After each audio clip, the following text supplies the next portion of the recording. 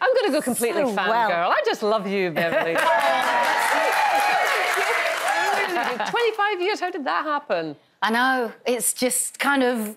I've turned around, I'm like, OK, I've been doing this 25 years next year. Right. You haven't changed in 25 years. What's your secret? Oh, bless you. You really haven't. You look fabulous. My hair's changed. My hair changes every 5 seconds. But I love life. I'll be honest. That's the secret, you know. And I think that just keeps you... It keeps you enthused about everything you do, and that enthusiasm kind of feeds into, I guess, keeping you youthful or whatever. Yeah. Where did it all start for you then? How did you get into professional singing? It was what is now old-fashioned. I was singing in a club back home in Wolverhampton, and I was spotted by an A&R man, artist and repertoire, so they kind of go out and look for talent and then nurture the talent.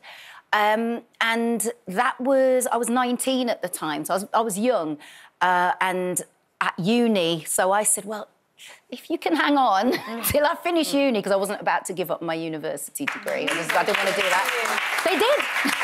They waited. So I signed when I was 21. And next year you're going to be at the Royal Festival Hall, May the 23rd, celebrating 25 years. You've been very adaptable, haven't you? Because you went from touring and recording to doing West End musicals and carrying whole shows and doing so many shows in a week that must have been absolutely demanding. It really is. I mean, you think that being part and parcel of the music industry, you know, takes a strain on you and the travelling and that.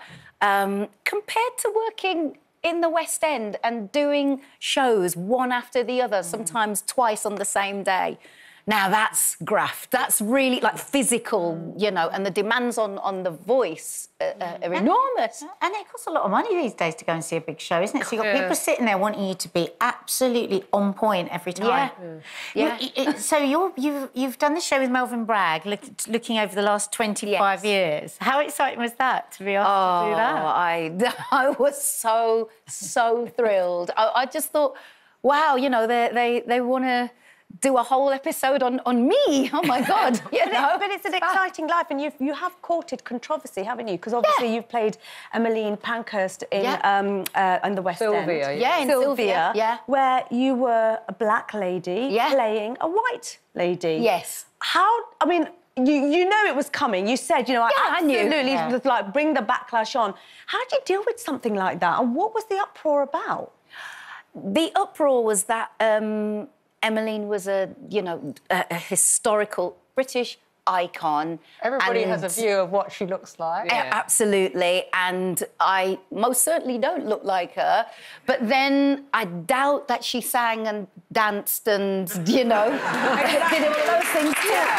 In a musical. In a musical, it's art, and I was cast because the director, who also helped to produce the show, Kate Prince, believed fervently that I was the best person for the job, and I loved every second of it. So, you know, does it annoy you that colour still comes into play? Does it? Because I'm just thinking, if for example there was a production and somebody said, "We've got a white lady playing you, Beverley," would you mind that?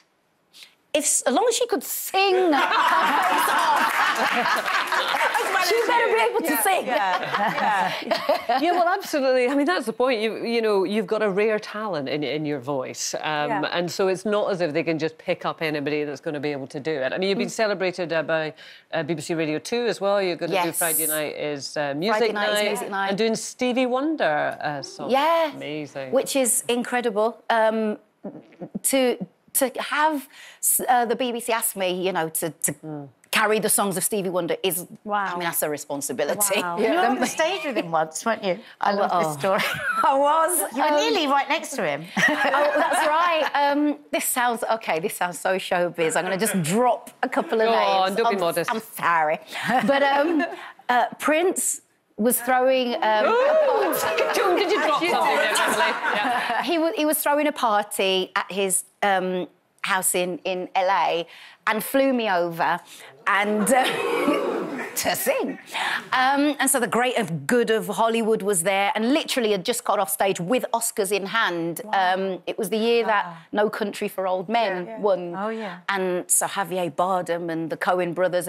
And I'm on stage singing with Prince and the band, and I just see the crowd part, and someone is being led by someone else to the stage. So I'm kind of singing but looking, and then I was like, oh, it's Stevie Wonder. So he comes to the stage, takes up his place behind the keyboards.